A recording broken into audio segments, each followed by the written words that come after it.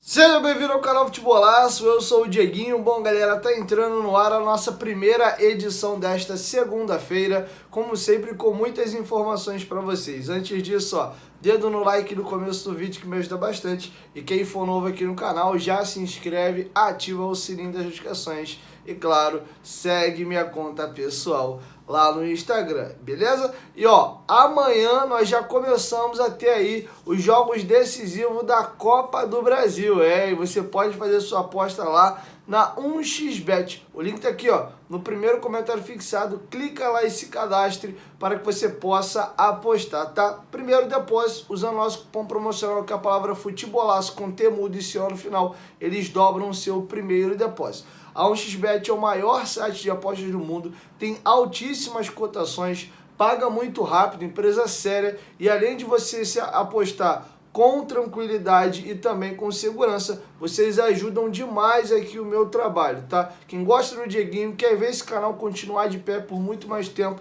então vocês ajudem bastante a gente, tá bom? Mas tem que ser pelo link que tá aí no primeiro comentário fixado. Clica lá e se cadastra. Pode, Dieguinho, mas eu não vou fazer aposta nesse meio de semana não, mas já faz o teu cadastro lá, que já tá me ajudando bastante, beleza? 1xBet, parceira do canal Futebolaço. Bom, galera, vamos começar o nosso vídeo fazendo um balanço aí do que foi a rodada número 18 do Campeonato Brasileiro.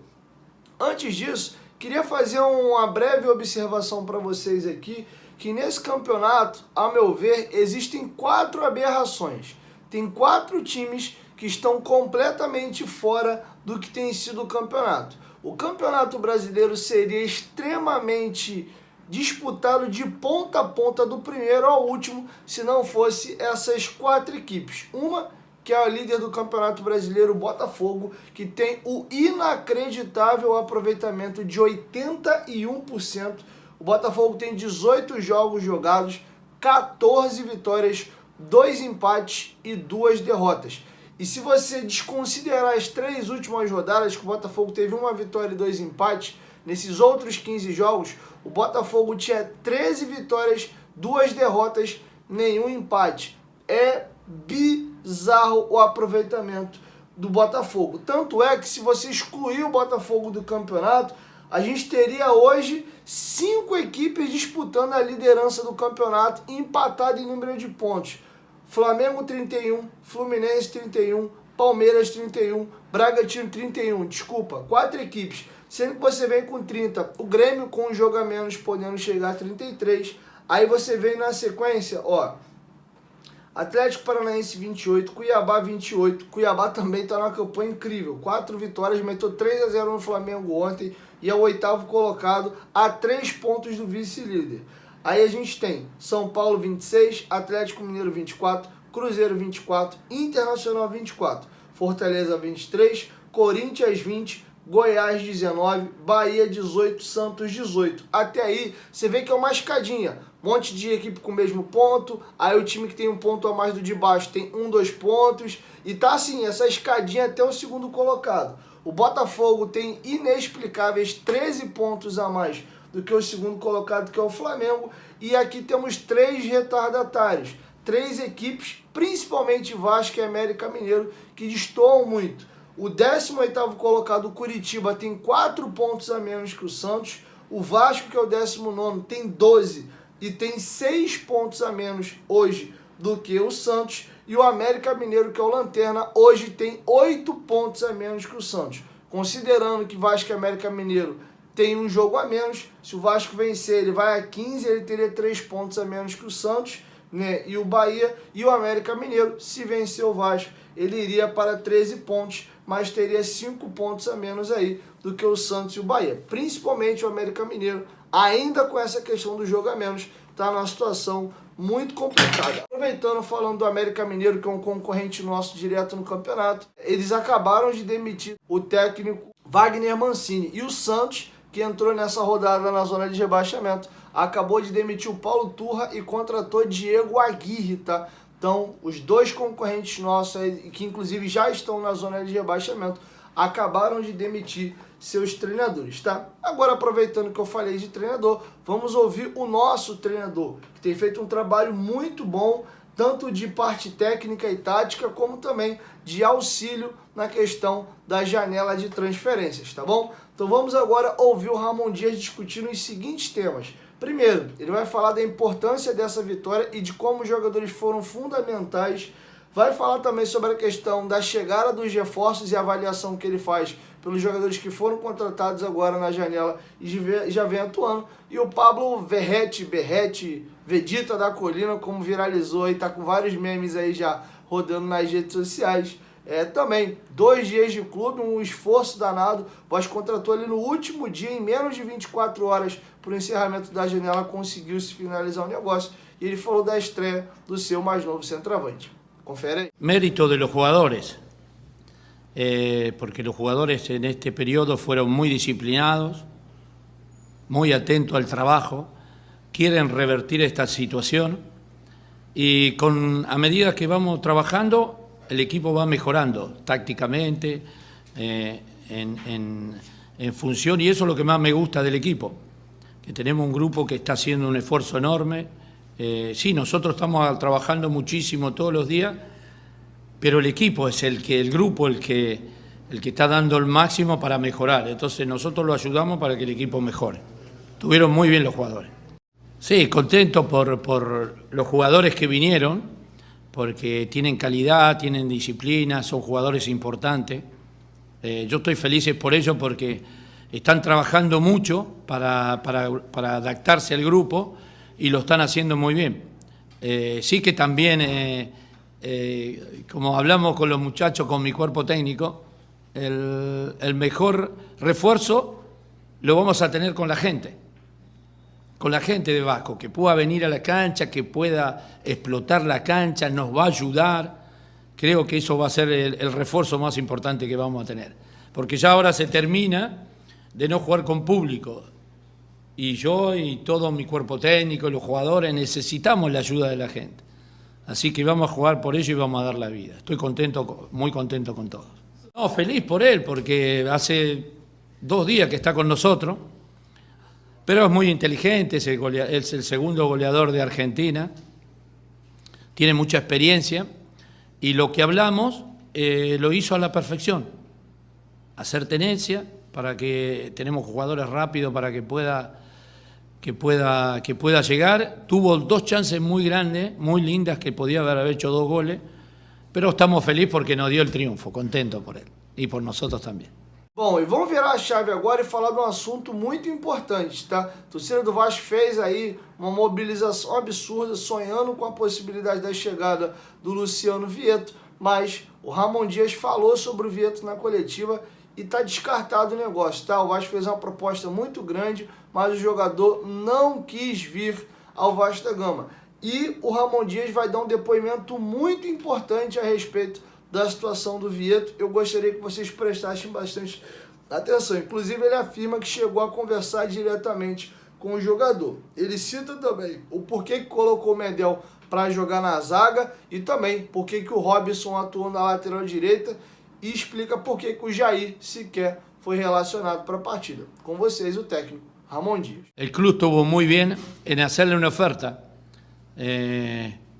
y yo necesito jugadores que quieran venir a Vasco, que quieran venir, que quieran estar, que quieran sacrificarse como nos sacrificamos nosotros y se sacrifican todos los jugadores. Quiero que vengan los jugadores que quieran afrontar esa situación difícil y sé que vamos a pelear hasta el final, así que el club estuvo muy bien de hacerle una gran oferta, pero no la aceptó. Sí, tuvimos contacto, pero bueno, él tenía también otras oportunidades, pero bueno, son decisiones de ella. Pero el club hizo un gran esfuerzo para con él y me parece que no lo aceptó. Pero quiero que venga gente que tenga ganas, que tenga todo para dar por el club. ¿Cómo lo estamos haciendo todo lo que estamos acá?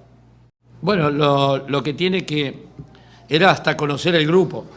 Y sabemos que Medel lo que tiene, que es un jugador de jerarquía, nos ha ordenado tácticamente en la fase defensiva. Y eso para nosotros es importante. Y Robson jugó en Santos siempre jugó muchos años de lateral, entonces la posición la conoce, lo hizo muy bien hasta que por ahí tuvo una lesión. Estamos contentos por lo que hizo, pero seguramente tenemos un plantel que vamos a pelear hasta el final. Y Jair está con una lesión que seguramente se está recuperando e está haciendo los tratamientos para que se pueda recuperar. Bom, eu acho que o Ramon Dias foi extremamente feliz ao falar da forma ao qual ele falou sobre o Vieto.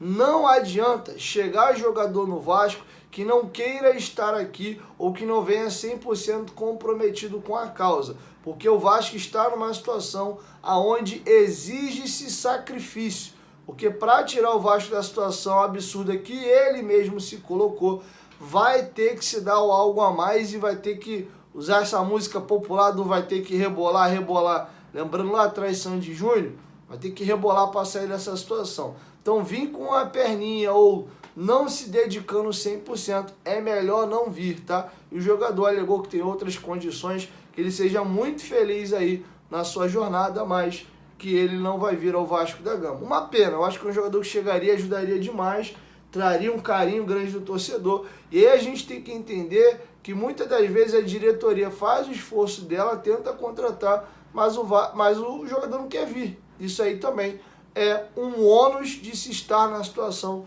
que o Vasco está e da imagem que o clube formou também nos últimos anos. Óbvio que falando especificamente da temporada de 2023, a culpa do Vasco estar na zona de rebaixamento é dessa atual gestão, de todos que não preciso ficar voltando e citando toda vez aqui, que vocês já sabem muito bem quem são. Então não adianta reclamar que eles estão se esforçando para contratar e os jogadores não querem vir de atual situação. Para finalizar, o jogador que na minha opinião foi o melhor jogador, o Vegete foi o cara que decidiu, fez o gol, mas o melhor jogador do Vasco na minha opinião foi o Paulinho hoje, e o Paulinho vai dar aí um depoimento dele da importância dessa vitória. Confere aí. Um alívio muito grande e um sentimento de muita alegria. Acho que fizemos um grande jogo, uma grande partida. Estava faltando essa vitória para nos dar confiança, dar confiança ao torcedor. E a gente ficou muito feliz hoje pelo grande jogo que a gente fez, pela vitória.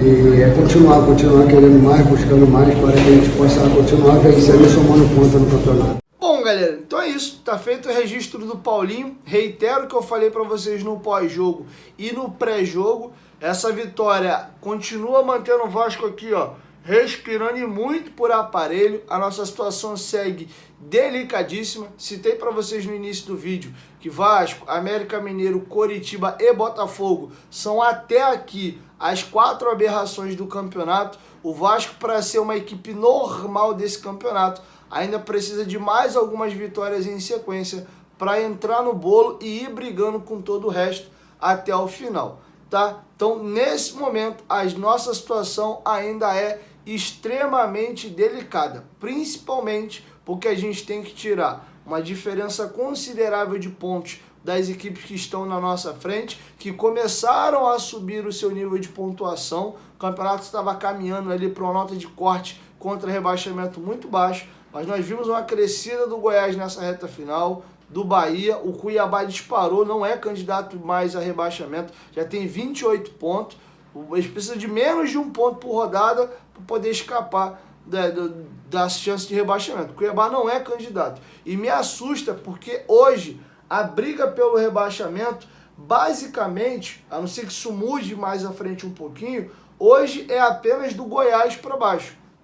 Não vejo o Corinthians lutando contra rebaixamento. O Corinthians tem 20 pontos aí e deve dar uma guinada no campeonato. O Fortaleza tem 23 pontos, já tem uma pontuação mais forte e ainda assim também não tem time para lutar pela essa parte baixa. A gente poderia ter uma equipe se lascando junto com a gente, que era o Cuiabá, mas de repente desandou a ganhar e desgarrou de todo mundo. Então caem 4 equipes e hoje eu só vejo 6 equipes lutando contra rebaixamento. Então isso é muito preocupante, porque você não tem muito com quem negociar. Então hoje é tentar garrar o Goiás e garrar também o Bahia, tá? Então é isso. Assim a gente encerra a nossa primeira edição. Temos uma semana aí de treinamentos e sem jogo. O Vasco só atua na segunda-feira da semana que vem contra o Red Bull Bragantino lá em Bragança. E foi o que eu falei. É muito ponto para tirar com uma sequência de Red Bull Bragantino fora, Galo em casa, Palmeiras fora, Bahia fora e a gente recebe o Fluminense aqui no Rio de Janeiro. Esses são os 5 próximos jogos do Vasco. O jogo do Grêmio era um jogo muito brabo, a gente conseguiu passar. Quem sabe esses gigantes a gente não começa a derrubar e daqui a 5 rodadas eu posso falar do Vasco numa outra situação de campeonato. Mas por hora só dá para falar do hoje. E o hoje ainda é muito delicado, mas para um almirante a coragem é a lei. Que essa vitória traga um novo norte para a gente. Mais uma semana é para poder correr atrás do mercado, para tentar trazer, na minha opinião, com o Medel indo para a zaga, um primeiro volante, um zagueiro de perna direita e também um camisa 10. Acho que essas 3 posições seriam importantes, do resto dá pra gente levar como tá bom? Então é isso, 1, 2, 3, futebolaço, tamo junto família, qualquer momento que volta, nós tamo junto, valeu!